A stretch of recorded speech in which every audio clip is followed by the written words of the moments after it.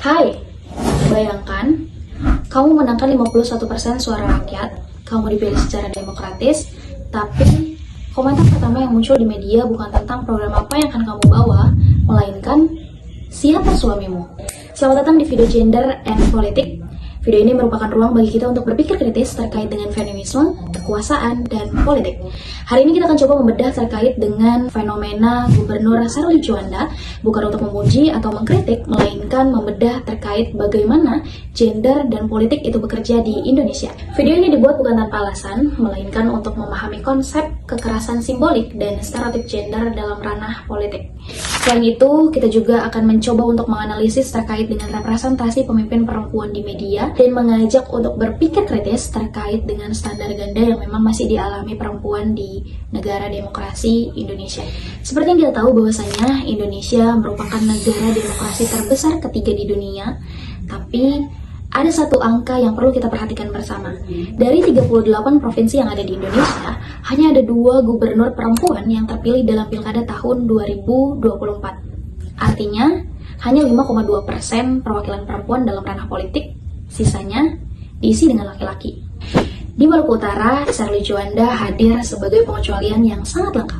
Beliau merupakan salah satu gubernur pertama dalam sejarah provinsi itu, dengan membawa 3 identitas minoritas. Yang pertama yakni perempuan, kemudian etnis Tionghoa, dan juga agama Kristen di tengah penduduk yang memang mayoritas beragama Muslim Melayu. Para akademisi menyebutnya sebagai triple minority. Tapi coba perhatikan bagaimana media sosial bercerita tentang Sherly Juanda. Detik.com menulis ditunjuk untuk menggantikan sang suami. Indofaktual turut menggunakan judul dulu IRT, kini jadi gubernur. Mengapa sih keberhasilan dari seorang perempuan selalu dikaitkan dengan suaminya, status domestiknya, atau mungkin penampilan dari fisiknya? Nah, inilah persoalan yang akan coba kita bedah pada hari ini dengan menggunakan kacamata dari feminisme. Dari data Komisi Pemilihan Umum dan kajian Kompas.id pada tahun 2025, hanya ada 7,8% calon gubernur perempuan di pilkada pada tahun 2024. Hal ini justru berbanding terbalik dengan persentase dari calon gubernur laki-laki yang menempati pada angka 92,2%.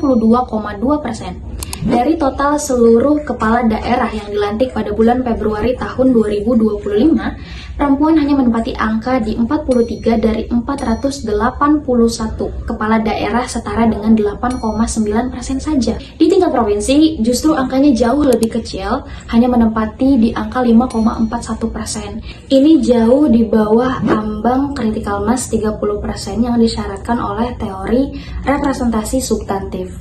Westminster Foundation for Democracy and Women Research Institute tahun 2024 mendokumentasikan bahwa kandidat perempuan pada pilkada tahun 2024 itu menghadapi serangan berbasis gender secara sistematis.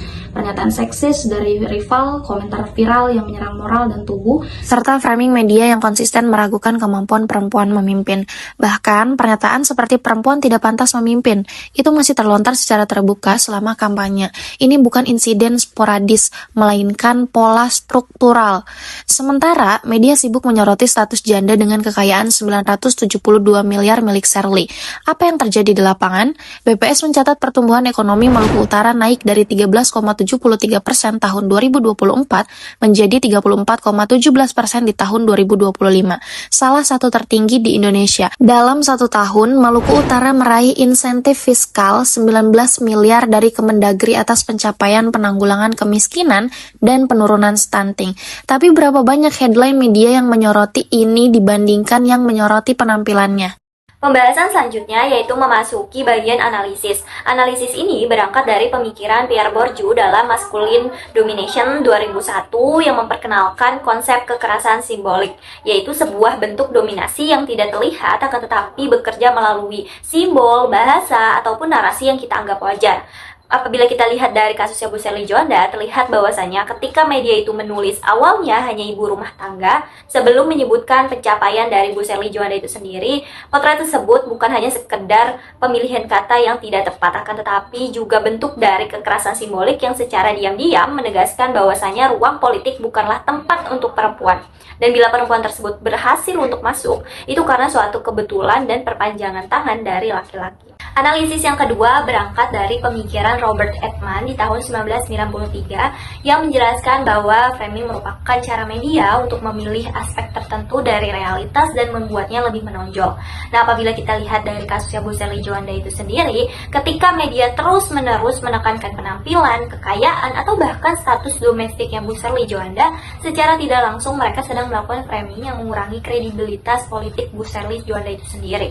Nah, hal ini berkaitan dengan apa yang disebut dengan habitus kecantikan dalam kajian gender, yang mana perempuan di ruang publik selalu dievaluasi juga melalui standar estetika yang tidak berlaku dengan laki-laki. Analisis yang ketiga berangkat dari pemikiran Kimberly Crenshaw di tahun 1989 yang memperkenalkan konsep interseksionalitas, yang mana seseorang tidak hanya mengalami satu bentuk diskriminasi, akan tetapi beberapa atau bahkan sekaligus.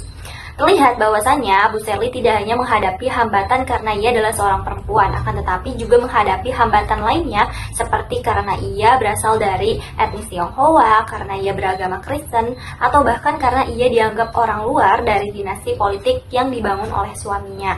Berpijak dari riset Socius tahun 2026 dan jurnal Gender Equality and Social Inclusion tahun 2026 menegaskan bahwasanya sepanjang masa kampanyenya Bu Sherly Juanda menghadapi tantangan berlapis yang memaksanya untuk secara aktif menegosiasikan ketiga identitasnya tersebut sekaligus, yang mana hal ini tidak pernah dituntut dari kandidat gubernur laki-laki manapun.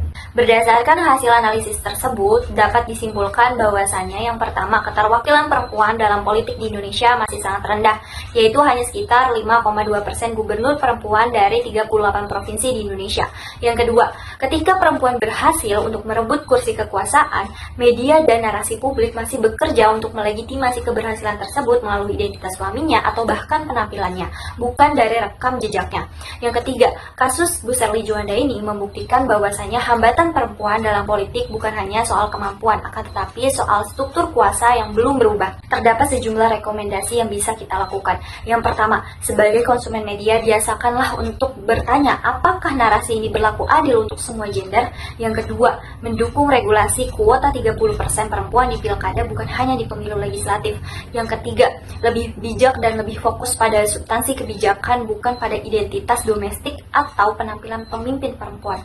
Karena setiap kali kita mempersoalkan siapa suami seorang gubernur alih-alih apa programnya, secara tidak langsung kita sedang ikut mereproduksi ketidakadilan tersebut.